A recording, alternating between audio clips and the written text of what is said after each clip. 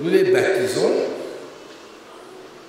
comme reconnaissant qu'ils marchent avec Jésus-Christ, qu'ils ont choisi d'être disciples de Jésus-Christ.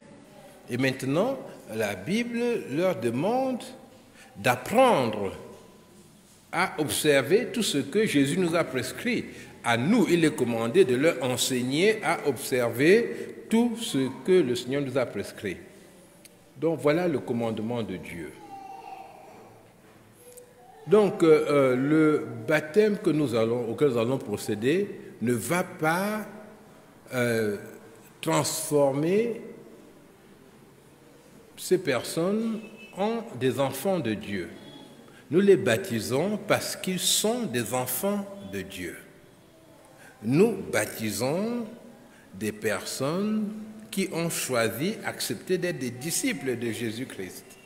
J'insiste là-dessus parce que beaucoup parmi vous, même des gens qui ont vraiment cru de façon authentique, ont des idées totalement superstitieuses sur le baptême.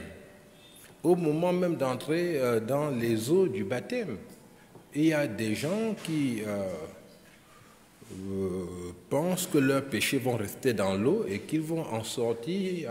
Mais non, les péchés ont été portés par Jésus-Christ. C'est pour ça que nous les baptisons. L'eau ne fait rien du tout. L'eau est un symbole. Nous avons eu un symbole ici, le pain et le vin. Le pain symbolisait le corps de Jésus-Christ et le vin, il représente le sang de Jésus-Christ. Dans le baptême, on va avoir l'eau dans laquelle le croyant descend, ce qui symbolise sa mort. Quand il descend, cela signifie qu'il est mort avec Christ. Il s'est associé à Jésus-Christ et Jésus-Christ l'a amené dans sa mort. Pourquoi est-ce qu'il est mort? Lui, le croyant. Parce que Jésus, vous savez pourquoi Jésus est mort? Jésus est mort à cause de nos péchés. Mais le croyant meurt aussi pourquoi? Il meurt parce qu'il a péché. C'est la conséquence de son péché. La Bible dit que l'âme qui pêche, c'est celle qui mourra. Et voilà comment il meurt. Mais sa mort à lui est symbolique parce qu'il y a quelqu'un qui est mort pour lui. Mais il s'associe maintenant à ce symbole. Il dit, j'accepte ma mort en Jésus-Christ. Et là, il descend dans l'eau. Et quand il en ressort, cela symbolise sa résurrection avec Christ. Parce que Jésus est mort et ressuscité, cela symbolise sa vie nouvelle. Ce n'est pas que ces choses se produisent en lui en ce moment-là. C'est comme si je participais à la Sainte Seine et je prétendais que la Sainte Seine me transforme et que je mange le corps de Christ et que je deviens une autre personne. Non. Bon, je sais qu'il y a des gens qui prétendent que la Sainte Seine, quand tu participes, ça te guérit de tes maladies, ça te fait beaucoup de choses et qui ont tout transformé. Mais c'est parce que ces gens n'ont pas pris le temps de bien connaître la Bible, de bien apprendre la Bible. Parce que la Bible doit être apprise et sérieusement. Ce n'est pas parce que je décide de marcher avec Jésus que je connais tout de suite la Bible. Quand je viens à Jésus-Christ, ce n'est pas tout ce que je pense qui vient de Dieu. Je dois trier dans ce que je pense et regarder cela par rapport à la Bible. Donc, quand il sort de l'eau, mais c'est encore lui-même. Et il a par là témoigné, c'est-à-dire il a manifesté devant les puissances visibles, devant les puissances invisibles. Il a témoigné qu'il est un enfant de Dieu. Il a témoigné devant l'Église, devant les anges, les démons. Il a témoigné clairement qu'il est mort avec Jésus-Christ et qu'il est ressuscité avec Jésus-Christ. Et il a montré le symbole. Voilà le baptême. Mais le baptême est aussi une image, un symbole d'un autre baptême qui est le baptême du Saint-Esprit. Vous avez sans doute reçu beaucoup d'enseignements sur le baptême du Saint-Esprit Pour certains parmi vous, c'est un baptême qui te renverse, c'est un moment où tu te mets à crier, à ramper, à baver, à faire des tas de choses, mais ce n'est pas ce que la Bible enseigne. Celui qui vient à Jésus-Christ, eh bien, le Seigneur le transforme en lui donnant son esprit. Donc, le Saint-Esprit vient habiter en chaque personne qui ouvre son cœur à Jésus. C'est pour cela que Jésus dit, je me tiens à la porte, c'est-à-dire je suis dehors, je suis hors de ta maison, que tu sois fils de pasteur, n'importe qui, quand nous venons au monde, eh bien, Jésus n'est pas dans notre cœur. Dieu nous aime, il nous fait du bien, mais il y a l'arbre de vie que nous devons accepter d'aller manger, c'est-à-dire Jésus se tient à la porte et il frappe. Et si quelqu'un entend sa voix, eh bien, il entre dans sa vie, dans son cœur. Il dit, j'entrerai chez lui et je souperai avec lui. Mais Jésus entre dans ton cœur aujourd'hui de quelle manière? Et même à n'importe quelle époque, comment Jésus entre dans un cœur? C'est le Saint-Esprit qui vient dans ta vie. Dieu se manifeste dans nos vies par le Saint-Esprit. Nous n'avons pas Jésus à part, le Saint-Esprit à part, non. Dieu travaille dans ce monde par son esprit. Le Seigneur, c'est l'Esprit. Et le baptême est une image, un symbole du baptême du Saint-Esprit. C'est pour ça que la Bible dit qu'il y a un seul baptême, et c'est vrai. Eh bien, lorsque d'autres frères, notre sœur va se faire baptiser, et cela signifiera, voilà, j'ai reçu aussi un autre baptême, le Saint-Esprit est venu habiter en moi, et j'en témoigne de cette manière. Donc, je vous encourage donc, pour ceux... Je ne veux pas dire ceux qui n'ont pas reçu le baptême, hein, parce que ceux qui n'ont pas reçu le baptême, parfois ils ne l'ont pas fait à cause de la doctrine à laquelle ils adhèrent. Hein. Vous avez des gens qui adhèrent à une doctrine où on baptise un enfant quand il a quelques mois, ou bien à sa naissance, et puis après, il y a un rite qui a été inventé, qui s'appelle la confirmation, mais c'est un rite qui n'est pas dans la Bible. C'est quelque chose d'effrayant de voir autant de monde qui introduit dans l'Église un rite qui n'est pas dans la Bible. Et évidemment, comme ces groupes sont extrêmement puissants, donc on respecte cela, on regarde cela en se disant c'est possible, mais non, mais il ne faut pas introduire de rite dans l'Église. Et ce n'est pas parce que des gens adhèrent à des rites qui sont faux que l'on doit considérer que ce rite est devenu valable parmi les chrétiens. Ce n'est pas parce que vous me verrez saluer, discuter avec quelqu'un qui adhère au baptême des enfants qu'il faut penser que le baptême des enfants est une chose acceptable devant Dieu. C'est une erreur, une grosse erreur. Mais aujourd'hui, il y a beaucoup d'associations chrétiennes qui travaillent à l'évangélisation et on ne peut pas exiger de tout le monde, n'est-ce pas, d'être exactement selon tout l'enseignement biblique. Et si les gens ont accepté de suivre Christ, de se soumettre à lui, et s'ils ne transportent pas, n'est-ce pas, des objets idolâtres comme une bouteille d'huile qui va les aider, comme une bouteille d'eau spéciale qu'ils boivent, comme dans les dessins animés, n'est-ce pas? Parfois, vous avez vu Astérix, comme si vous n'avez pas vu Astérix, c'est Astérix, hein? Maintenant, il y a quelqu'un, il boit une potion comme ça et puis il devient très très fort, n'est-ce pas? Oui, donc s'il n'a pas de potion magique, voilà. Et puis s'il n'a pas de statut, hein, en général, bon, on traite avec lui parce qu'on veut annoncer l'évangile. Mais ça ne veut pas dire qu'on adhère à tout ce qu'il fait. Non, nous n'adhérons pas du tout au baptême des enfants. Nous trouvons que c'est inacceptable. Ce n'est pas ce que la Bible recommande.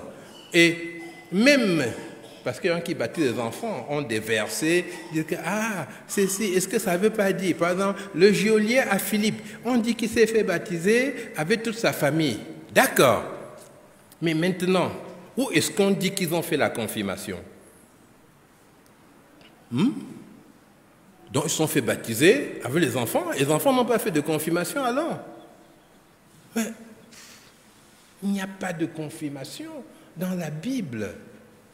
Hein? Et je voudrais maintenant, à l'attention donc de tout le monde, mais particulièrement, disons des jeunes, oui, reprendre le psaume premier, n'est-ce pas, sur les amitiés, parce que je suis convaincu que plusieurs parmi vous ne sont pas arrivés au point du baptême parce qu'ils n'ont pas accepté de tout leur cœur de servir Jésus-Christ. Et je sais qu'il y a plusieurs parmi vous qui s'interrogent et qui se demandent, est-ce que je vais accepter de marcher avec Jésus? Est-ce qu'il ne demande pas trop? Et qui aimeraient une religion comme ça, qui soit moins chère, dans laquelle ils peuvent entrer, où ils font un peu de bien, et puis ça suffit à Dieu. Vous sentez tout ce que Dieu ne veut pas ça, hein? Vous sentez tout ce que Dieu est exigeant, n'est-ce pas? Alors je vais vous lire le psaume premier, qui est un psaume qui est connu par cœur de la plupart des chrétiens dans le monde, hein, ce psaume premier.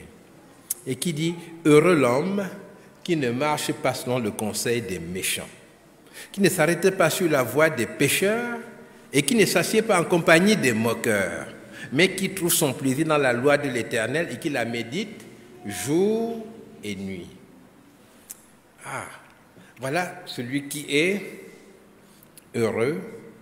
Il ne marche pas selon le conseil des méchants, il ne s'arrête pas sur la voie des pécheurs, il ne s'assied pas en compagnie des moqueurs. Et la Bible dit, il est comme un arbre planté près d'un courant d'eau qui donne son fruit en sa saison et dont le feuillage ne se flétrit point. Maintenant, il y a une phrase extraordinaire. Hein? Lisez vous-même là. Qu'est-ce qui est écrit? Tout ce qu'il fait, lui, réussit. Alors, ce n'est pas qu'il brûle des bougies toute la nuit. Hein? Ce n'est pas qu'il se roule par terre en criant le nom de Jésus. Non.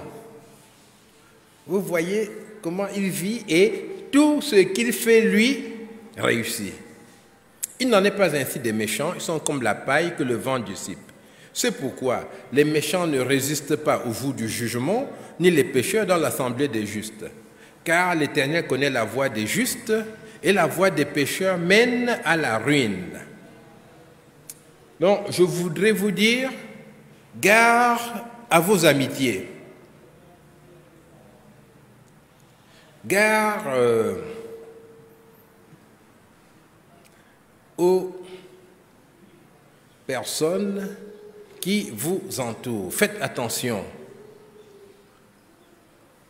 Est-ce que vous vous faites conseiller dans votre vie, dans votre famille, par des personnes qui ne connaissent pas le Seigneur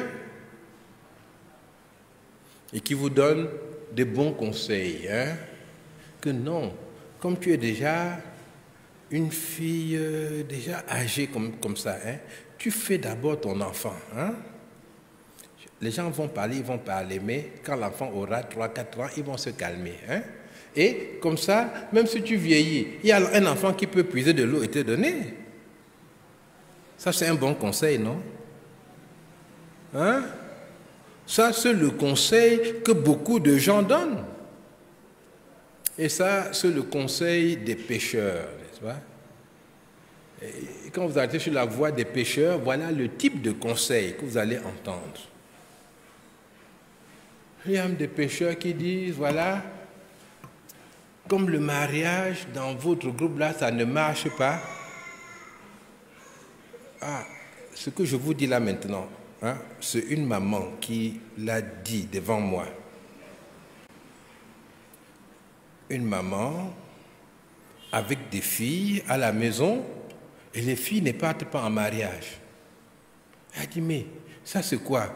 On cherche des chrétiens, ça c'est quoi? Même s'il y a un musulman maintenant, vous prenez seulement.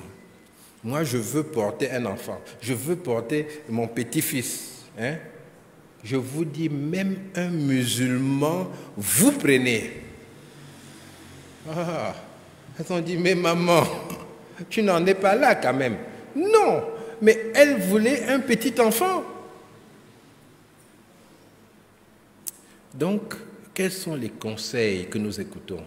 Quelles sont les personnes à qui nous donnons de l'importance? Beaucoup d'enfants vont à l'école. Ils en reviennent transformés.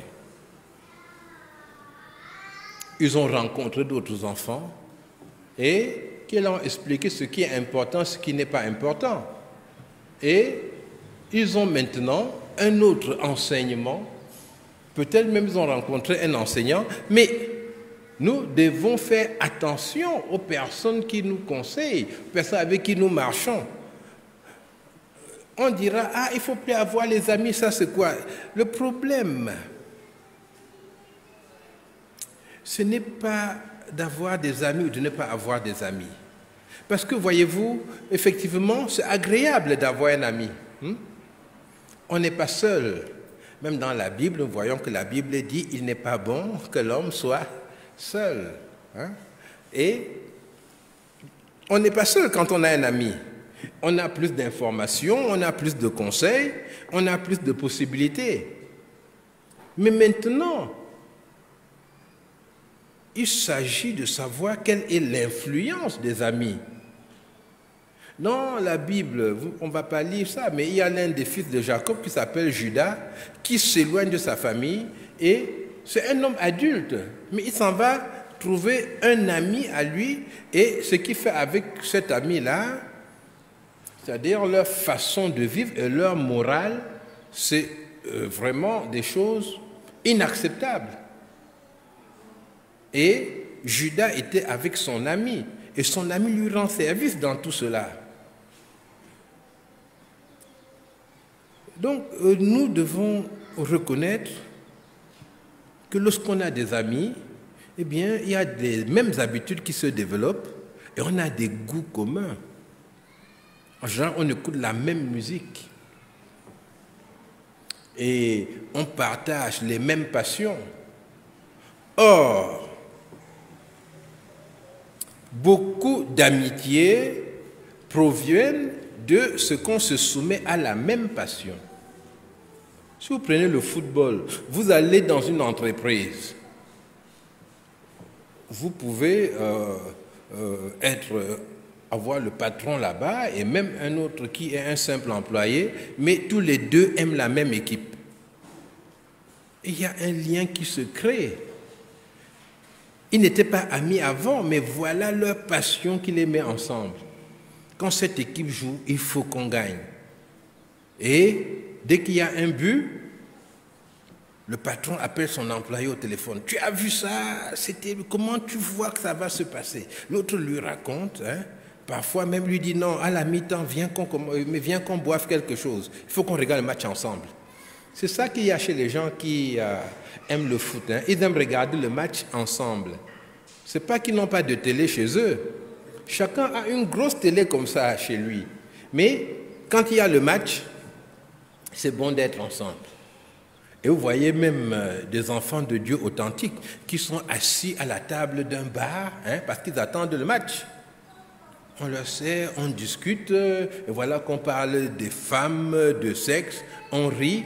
Bon, il se dit que ce n'est pas un moment de prêcher, il rit aussi. Hein? Vous voulez qu'il fasse quoi? Bon, mais il ne parle pas, vous voyez? Il dit à Dieu, moi je ris seulement. Hein? Quand il parle, moi je ris. Mais moi je ne parle pas. Hein? Et Seigneur, tu vois que ça me trouble même ce qu'ils font. Mais Dieu n'est pas fou. Dieu voit bien que c'est là un esclavage. Et là, il est assis en compagnie de pécheurs. Je voudrais inviter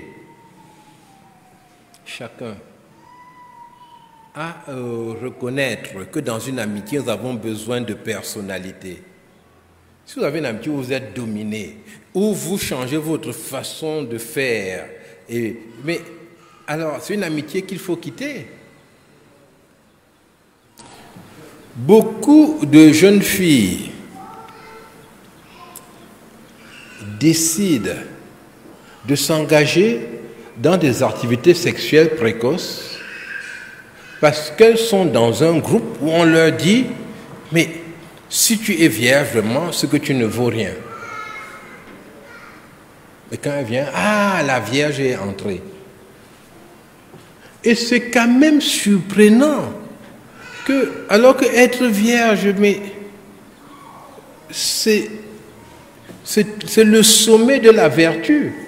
Mais regardez comment ça peut être inversé en sorte que c'est la Vierge qui a honte. Et qui dit même, pardon, trouvez-moi un garçon, je ne veux plus être comme ça. Hein? Faites quelque chose pour moi, aidez-moi. Je dis non, apporte-nous d'abord des arachides, apporte-nous des biscuits, on va te trouver. Hein? Dans quel monde sommes-nous allés? Mais c'est la folie. La vertu est devenue le vice, mais par le moyen de tes amitiés. C'est inacceptable. Avec tes amis, tu peux être quelqu'un qui les entraîne ou bien quelqu'un qui est entraîné. Il y a toujours cette histoire que quelqu'un m'avait raconté, enfin, cette image qu'il avait prise et qui est très bien. Hein, ce sont des images tirées de l'électricité.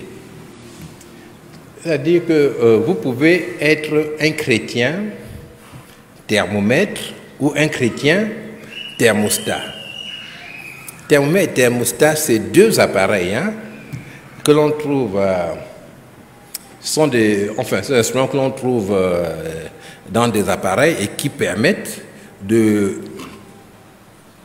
qui sont en relation, mettons, avec la température. Le thermomètre, lui, indique la température du milieu où on se trouve.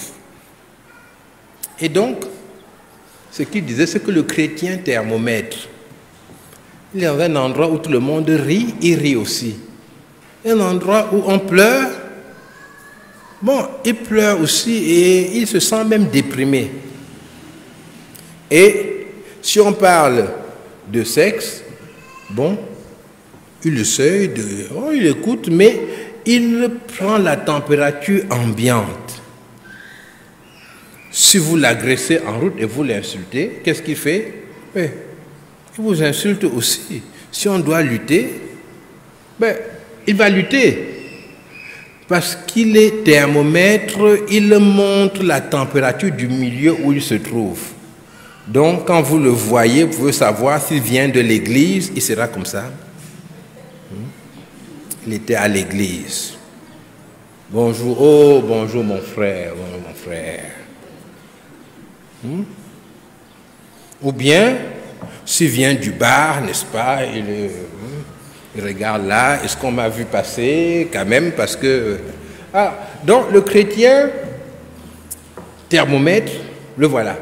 Le chrétien thermostat. Alors le thermostat c'est quoi? C'est un appareil dans un fer à repasser par exemple. Vous mettez votre fer dans une position, il faut que ça chauffe. Mais à un moment donné, le fer s'arrête de chauffer. Parce qu'il y a un thermostat à l'intérieur qui a estimé que ça devient très chaud et il a coupé. Donc, le thermostat s'occupe de régler la température. Et quand le fer a arrêté de chauffer, après un moment, le fer refroidit donc, puisqu'il n'est plus connecté au circuit. Et à un moment donné, le thermostat trouve que non, c'est déjà trop froid. Et qu'est-ce qu'il fait? Il relance le courant. Donc, le thermostat règle la température du milieu où il se trouve.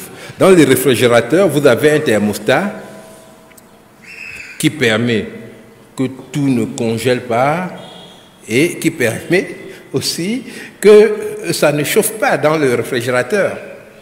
Et nous devons être tous des chrétiens thermostats et non des chrétiens thermomètres. Je voudrais maintenant vous laisser un verset que vous allez prendre la peine d'apprendre par cœur. Pourquoi cela, apprendre par cœur? Parce que c'est un verset avec une référence extraordinaire, très très belle. 2 Timothée 2, 22. Vous voyez ça? 2 Timothée 2, 22. Et Timothée, c'était le jeune prédicateur, le jeune collaborateur de l'apôtre Paul. 2 Timothée 2, 22. Rien que de 2 partout. Quand je vois un verset comme ça, j'ai envie de l'apprendre. Hein? C'est ça, hein? C'est un verset spécial. Hein? Vous savez que les références n'étaient pas dans la Bible à l'origine. On a mis des références, des nombres pour pouvoir se retrouver. Mais là, ça tombe vraiment bien. 2, 2, 2, 2. Alors, qu'est-ce qui est dit là-bas? Fuis les passions de la jeunesse et recherche la justice, la foi, l'amour, la paix avec ceux qui invoquent le Seigneur d'un cœur pur. Voilà. Fuis les passions de la jeunesse. Les passions de la jeunesse.